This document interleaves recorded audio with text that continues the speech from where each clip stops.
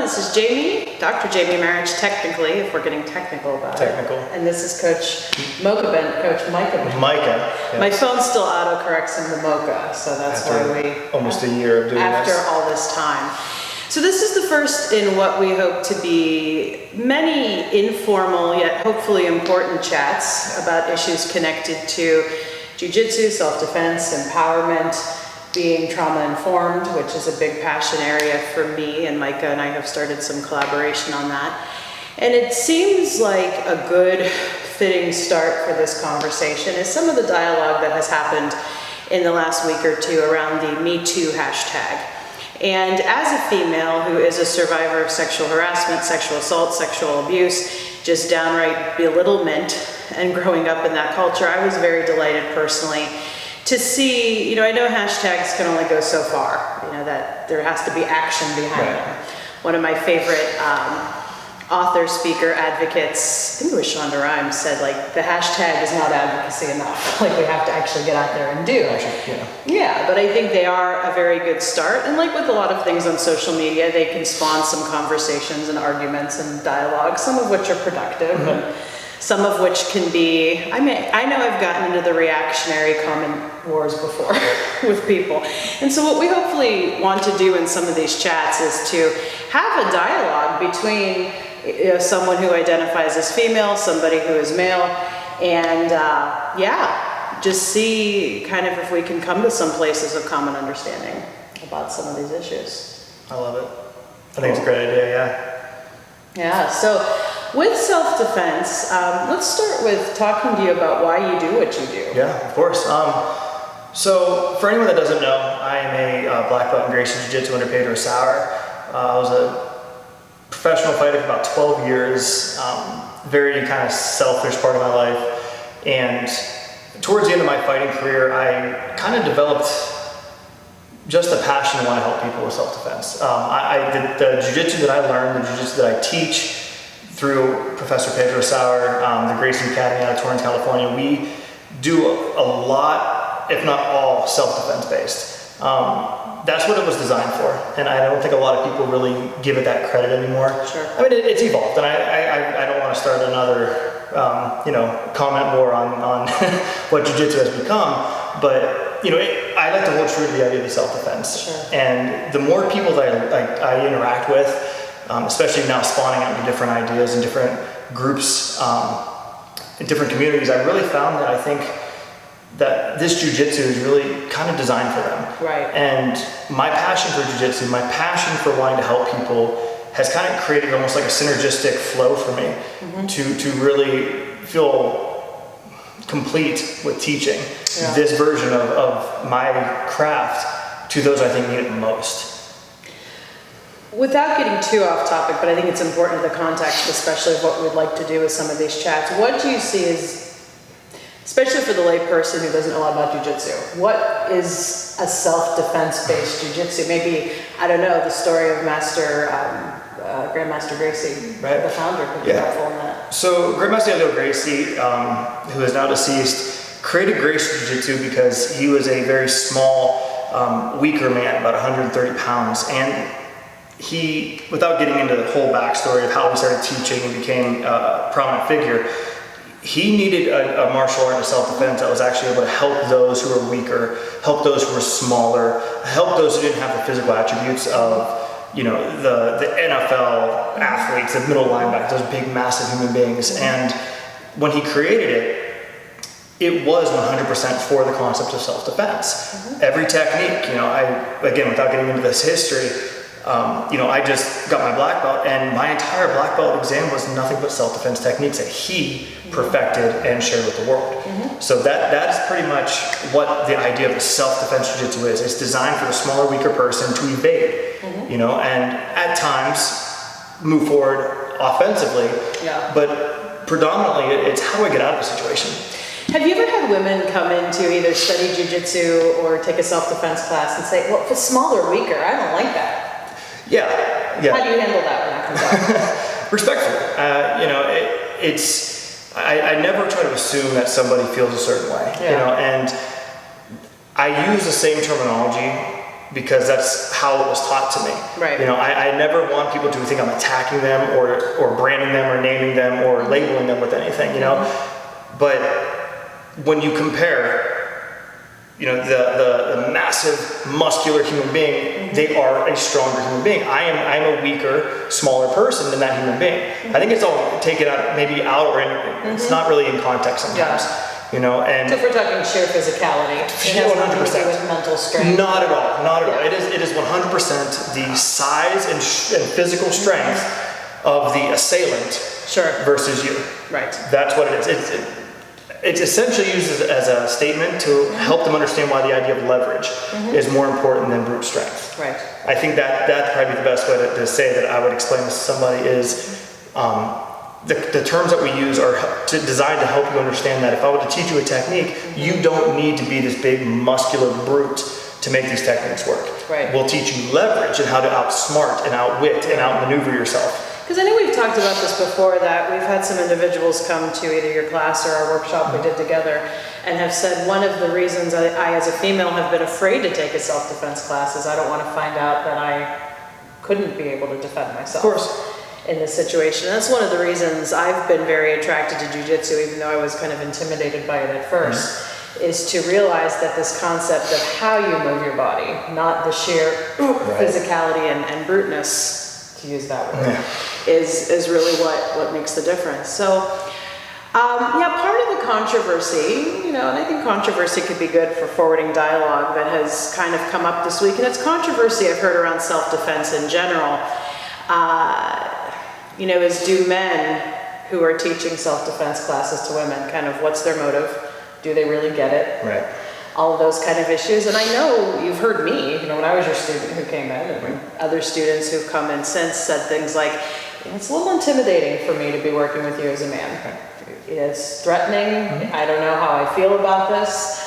I think you've handled it very well, but I do think we have to have a conversation about the fact that that's why a lot of women don't want to practice martial arts. I'd agree. It's because of this, you're a man and don't get it, or you're a man and I'm afraid of you simply because of that. What have you encountered and how have you addressed it? I've heard a lot of that, over the years of women who don't want to come in just because of, like you said, what it is. And the way I usually address this is through conversation and respect, mutual respect, and trying to inform the student that, I'm here for you, and I acknowledge, that I don't have the same backstory and I'm not in the same position, but I also want them to understand that I want to help and I'm here to learn. I think that's the biggest problem is that people try to use it as a marketing tool. Yeah. They try to make it a business. The fear factor, fear-based marketing. Right, and I don't get into that. It's not my thing. I mean, I'm here to help. I'm here to assist. And yes, I don't know. I don't know your backstory. I don't know what you've been through. I don't know your mindset. But I'll listen.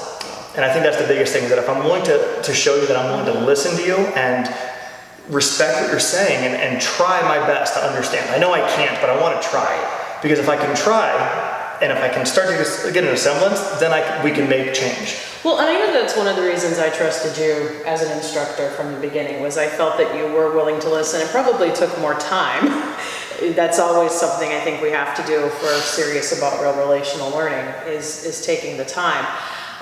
But I did find some male instructors I had encountered, not just in jiu-jitsu, but in other self-defense forms, to be a little like the savior complex coming out. Like, I am a strong man here to save you, to keep you from being raped. And as Micah and I have talked about, that's kind of one of my pet peeves with some self-defense. So, you may disagree with me, and we could certainly talk about that so much of it can be real worst case scenario based, which I don't think is necessarily a bad thing to learn. I want to be clear about that. But something I felt was important for you to understand was the idea of getting physically attacked, the idea of even getting sexually assaulted again. And this is my experience, and some ladies may even have a hard time with me saying this, but that almost pales in comparison to a lot of the little daily microaggressions I've received on a daily basis. or how I've been made in every work setting I've ever worked in to feel less than because I'm a woman, or being talked down to, or being called things like, honey, dear, sweetie, people, not assuming those things. And I know for me, I think I did have to get through some of my angst about, male instructor doesn't understand. But it was very therapeutic for me to work through that, to learn to trust Micah. What helped was that he was willing to listen to me and my concerns about it. And I have found that learning the physical jiu-jitsu, learning to deal with these worst case scenarios, has helped me in so many other areas of my life be able to speak up. Right. I mean, there's mounds of stories I could tell on that someday, but it really has been a true form of embodied healing for me. But why? What's that? Why? I mean, seriously, why? I mean, it's like you said, everyone always tries to make it a worst case scenario, and yes, those are important, but if you're playing a game of practicality, microaggressions are going to happen more so. And again, I'm not belittling and saying other things don't happen, but like you said, on a daily basis, these microaggressions happen. So what about the practice helped you maybe have a different outlook? Well, like one particular maneuver that I learned in my training with you was the trap and roll with the wrist pin. So when I'm literally down on the ground, my wrists are being pinned to the ground. And one of the cognitions I've struggled with my whole life, especially with male relationships, is I'm trapped. I'm trapped, I'm stuck. And it's not really been a physical thing. It's been more like I can't speak up. Because if I speak up, then bad things will happen. And really feeling trapped that way. And I had tears and angst the first few times I really tried learning that move, because it was very incredibly physically threatening for me. But through breathing through it, through practicing it, through repping it in a couple different scenarios, it's like, wow, I can get out. It may take me some time to get out, because that's another thing Jiu-Jitsu has taught me, is that if it doesn't happen instantly, it doesn't mean I'm failing at it. Correct. The drilling may be part of what's required, but a lot of it is the whole control method that you learn.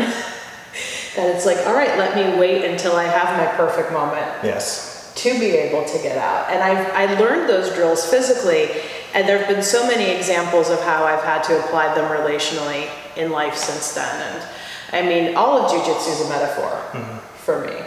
And I think part of what's important for instructors to realize is that at least female students like me, kind of can get jazzed by that, like learning to see, well, how's this going to translate into my daily life, not just these worst case scenarios. And I know there's some students who really are best drawn in by the worst case scenario marketing. Yeah. But for a lot of us, it's like we want to see that you're at least making an attempt to get us and how we think and how we process. And I think that's really what differentiates what I do versus a lot of other instructors. There's so many. I mean, the world is kind of littered with different styles of martial arts now. I mean, and instructors and types of instructors and philosophies and things like that. And I've always found that the reference I always use is that there's a tidal wave of personality types. There's who you are outside the academy, who you are inside the academy, and even though the outside of the academy is what you're kind of used to, because depending on your age, that's what you've done your entire life for the longest. You find that everything, all your beliefs kind of tend to evaporate. All your negative beliefs. I'm pinned, I'm trapped, I can't get out. And like you said, Jiu-Jitsu does teach you that there's always a loophole. Right. Again, it might take time. So you have to start developing patience, self-control, self-confidence, knowing, forward thinking. And I think it all starts to kind of translate over into your daily life, because now you've developed these, you've harnessed these on a daily basis. And now you can actually use them practically. I think to me, Jiu-Jitsu and self-defense especially, to like the trauma survivors and that, that kind of genre of people, has really kind of developed it's changed what Jiu-Jitsu has become. Yes. It's no longer here's an armbar, here's a choke, here's a this. It's how is this going to relate to you? So let me ask you this. What do you think is the greatest lesson you've learned from a female student about approaching Jiu-Jitsu, approaching life? Maybe there's not one. There's not one. Maybe what's coming off the top of your head right now? Honestly, the biggest takeaway I have is, I don't say it's not empathy. It's looking from the outside, and seeing beyond just my scope of life. Right. The ability to listen. I think the listening has actually been a great thing for me. Yeah. The ability to kind of listen, digest, and think, like I said, outside the bubble, and try to look at people and the scenarios and the techniques and what would work best for who, as a case by case versus just a general, this is what we do. Yeah. It's really helped me kind of make connections and relationships. And I'm glad to hear you say that about case by case, because I think that's one of the biggest mistakes, especially male instructors can make working with female students is, well, this is how it is. Right. This is the danger you face on a day. That may look different for different students. Yeah, I don't think any male instructor has a right to say this is what you blank. This is what you feel. This is what you see. We don't know. Right. And any guy who says that they do, in terms of this kind of mindset person, is a liar. And you don't want to train with them. I mean, it is what it is. I wouldn't train with them. So here's one of the big questions that I think is coming out of things like the Me Too movement and these discussions we're having about rape culture and all of that. I saw a pretty critical video of Selfdefense a while ago, basically saying, yeah, it's nice that it's out there, but it's now turned into this multi-million-dollar industry that is training women to defend themselves, to defend ourselves against men. And the problem should be addressed at more the level of why are we teaching men not to do this kind of stuff. Why are you teaching us to defend ourselves versus teaching them not to make us, or not to... Yeah, I just want to hear your response to that and thoughts on solutions. Yeah, that's really tricky. I mean, I agree with you. The best case scenario, yes, we train these men. We train the men who have these misogynistic kind of viewpoints and see things their way and do the microaggressions on a daily basis and create these uncomfortable environments and atmospheres for people. And that does need to be addressed. I 100% agree with this. I really think it is. But, I think we actually had a conversation the other day, maybe if we take an aggressive stance now and trying to sculpt the future, I would love to say that I could go talk to this guy if I hear him say something and go, hey, don't be that guy. Don't be this person. Respect this person, But the problem with that is some people just don't care, So I'm not saying we can't change those people. What I am saying is we can change this group, the younger groups, and we can start teaching respect on an early basis. On the young men, like I just have a 4-month-old son, almost 5 months old, and the one thing I told my wife is like, he will respect everybody, male, female, young, old, I don't care. You're going to respect people. You have to, you have to. If you want to have a good culture and good relationships, there needs to be respect, But on the flip side, yes, that I think is the long-term goal. Yeah. But it doesn't address what may happen tomorrow. And that's my fear. So this idea that there's nothing wrong with taking a short-term and a long-term 100% approach, yeah. 100%. I hate to make metaphors, but No, I love metaphors. We both love metaphors. It's how I learned Jiu-Jitsu. Metaphorage. I just made up that word. That's a good one, though. Metaphorage, one. But I can equate it to, having a laceration on your arm. The long term is go to the hospital, get it stitched up. Right. And don't do it again. Don't cut yourself. Don't play with the knife that cuts you. Don't play with sharp objects. That I think is the long-term benefit. But if you're bleeding out right now, you've already made a mistake. What are you going to do now? And you have to do something now to stop the bleeding. Right. And unfortunately, again, I believe this to the day I die, that there are always going to be people out there that do not respect other people. There's always going to be bad people in this world. And while I would love to say that we can change 95% of the people, there's still that 5%, 10%. What do we do about them? So that short term, I think, needs to be done. But on the flip side, though, this is what I didn't say when I was part of this conversation online, was it's far more than just learning to defend yourself. You just said yourself, you through jiu-jitsu, you've developed ways to handle and address these microaggressions on a daily basis. That's what I think is so important about jiu-jitsu. I don't think it's learn how to stop the guy from attacking you. Yes, that is a huge piece of it, but it's really about empowering, Mm-hmm. but giving you the ability to see the world differently. Mm-hmm. And so yeah, I agree. Yeah. So let me just be direct about this, because you train a lot of young men and boys. You know, I know you've just had a son, and that's beautiful what you shared. But from the boys and the men you've taught over the years, how can Jiu-Jitsu help them become more respectful?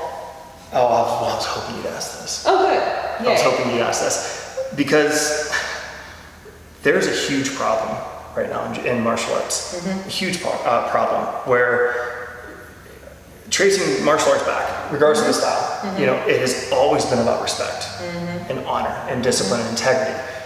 And we've lost that in this community, you know, and again, this is my opinion.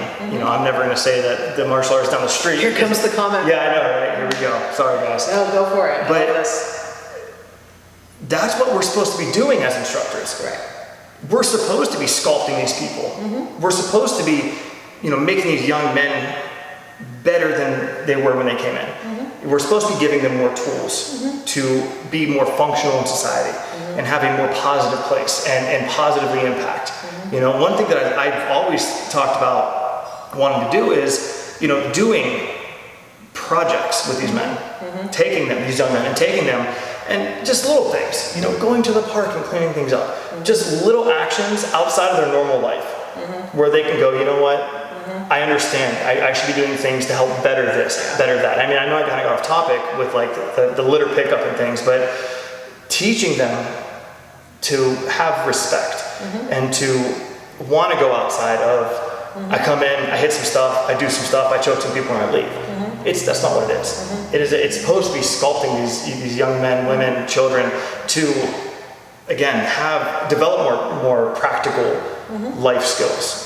And I don't think that happens anymore. I think anymore it's about winning trophies, winning medals, you know, and just being the baddest person on the mat at that given day. I don't agree with it, but that'll be a second video. I'll get a lot of hate on that one. And how do you see a template, I guess, for martial arts instruction, or specifically Jiu-Jitsu, specifically teaching young men how to respect women? Because you do a lot of cross training with, you know, boys and girls, or men and women, or people across the gender spectrum together. I think there's a couple of different ways to look at it. You know, I think just setting the tone early on just conversation and interactions, I think that's huge. You know, I think putting something in place that doesn't allow men to isolate and segregate women in any way, shape, or form. You know, where was I going to go with this? I had a really good second part of that. I forget what it was. Give me a second, I'll think of it. Forget. It was good though. It was really good. Maybe it'll come to you. Yeah, it'll come. Yeah, maybe it'll come to you. So that's the last thing I really wanted to talk about is, you know, and you don't have to get into your whole life story, but you've shared enough with me to know, you know, that I know that you were kind of this fighting lifestyle and everything that represented. Yes. And, I think that's one of the reasons I'm like, never ever stepping foot in an MMA school, because, you know, of what these guys represent. But what started to create some of the shift for you around empathy and respect and Master Pedro Sauer. Yeah. Tell me about him. Yeah, so when I was younger, again, without getting into all the details, I was your typical, you know, 19, 20, 21-year-old. When I say typical, I mean the fighter, what kind of what you think, you know, the stereotypical fighter guy, the party boy, the I don't know what we're doing, like ladies' man, if you will. Like I used it all to my benefit. Yeah. And I had a bunch of shifts. But I remember one time speaking with a professor. He was at a seminar, and he was talking about teaching a technique as if you were teaching it to your significant other or teaching it to your daughter. And it sat in there, and it didn't really do anything at first. And then I started realizing, you know, how am I supposed to train with these people? How am I supposed to start doing these things if this is the mentality that I have? Yeah. You know, and then I started meeting some really, really kind of courageous people who started sharing their stories with me through private training and things like that. And before I even started working with you, I mean, this is kind of how it started. And you know, I heard these stories, and when you hear some of the things that have happened to these you know amazing people, you can't help but feel something. Right. And if you don't, you shouldn't be doing this.